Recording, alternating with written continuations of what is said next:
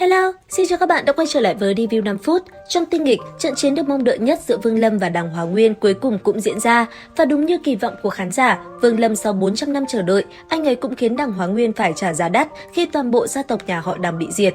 Chẳng những thế, ở Triệu Quốc, các thế lực ủng hộ cho Đằng gia cũng đều bị chung số phận. Đầu tiên là Phác Nam Tử, lão ta sau khi đi tới cứu Đằng Hóa Nguyên, chẳng những không cứu được, lão ta còn bị Vương Lâm trực tiếp lấy mạng.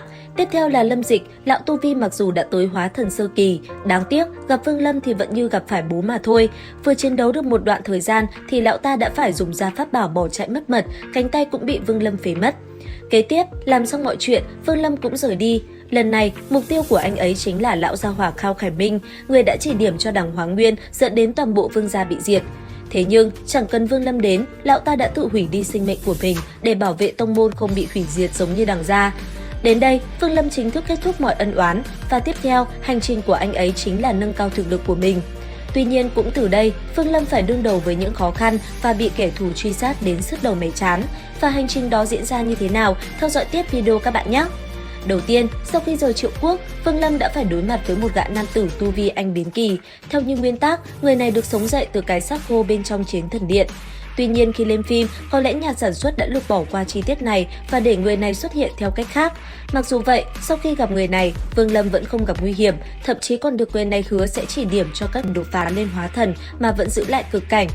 Tiếp theo, sau khi người kia rời đi, Vương Lâm dựa theo lời ông ta, anh ấy tạm thời để bản tôn vào trong Thiên Nghịch Châu và để phân thân ra bên ngoài. Bây giờ, ý định lâu dài của Vương Lâm chính là để phân thân đột phá anh biến kỳ, sau đó sẽ đi gặp người kia. Như vậy, bản tôn mới có cơ hội đột phá hóa thần mà vẫn giữ lại được cực cảnh. Thế nhưng, muốn đột phá, Vương Lâm phải ngộ ra thiên đạo. Trước hết, anh ấy phải hóa phàm mới có thể hóa thần. Nghĩ đến đây, Vương Lâm như ngộ ra cái gì đó, anh ấy bấm pháp quyết, tu vi một lần nữa tan biến giống như phàm nhân bình thường. Sau đó trên đường phố, Vương Lâm gặp một đoàn xe ngựa chạy qua. Thấy thế, một người còn nghĩ Vương Lâm là đại phu, liền nhờ anh ấy chữa bệnh. Và tất nhiên, Vương Lâm cũng không ngần ngại mà giúp đỡ. Làm xong, anh ấy liền nói người kia đưa cho mình một con ngựa rồi cùng đoàn xe rời đi. Cứ thế, cuộc sống bình thường diễn ra, Vương Lâm thả lỏng mình ngắm nhìn xung quanh, sắc khí khi tích tụ 400 năm qua cũng dần tan biến.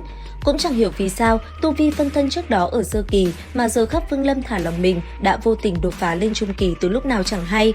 Không lâu sau, Vương Lâm đã cùng đoàn người tiến vào kinh thành. Tại đây, anh ấy bất chợt gặp một lão nhân, ông ta nhìn qua có bộ dáng rách nát, trên người chằng chịt vết thương. Thế nhưng vừa thấy Vương Lâm, lão đã thấy toàn bộ tu vi của anh ấy. Chẳng những thế, lão còn nói nếu như Vương Lâm không có người chỉ điểm thì không thể đột phá hóa thần.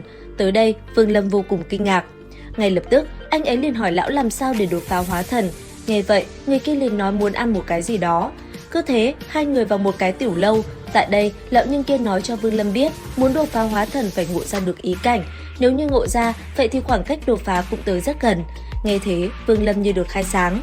Còn lão nhân kia, ông ta cũng mau chóng chuẩn đi. Vương Lâm quan sát ông ta thì thấy lão cũng làm như thế với các tu sĩ khác. Tới đây, Vương Lâm thấy khó hiểu vô cùng. Tuy nhiên, anh ấy thấy lời ông ta nói cũng rất chuẩn xác. Vì thế, Vương Lâm quyết định sẽ hóa phàm. Tại kinh thành, Vương Lâm thuê một cái cửa hàng nhỏ. Sau đó, anh ấy liền khắc lại những bức tượng gỗ mà khi xưa mình cùng cha mẹ đã làm.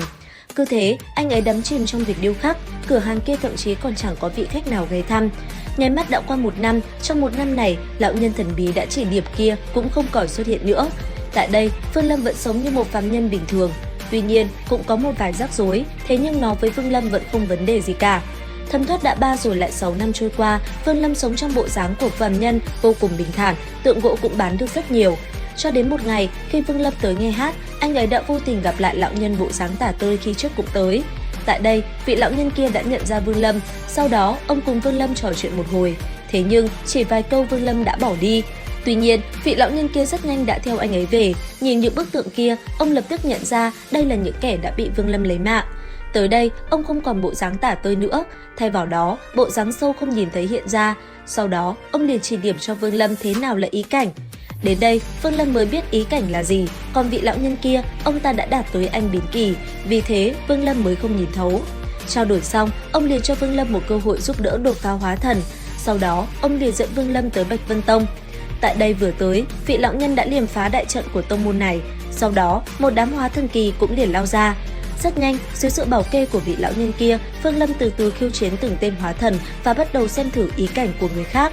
và liệu rằng hành trình tiếp theo Vương Lâm có thể đột phá hay không. Theo dõi kênh để biết thêm chi tiết nhé. Xin chào và hẹn gặp lại!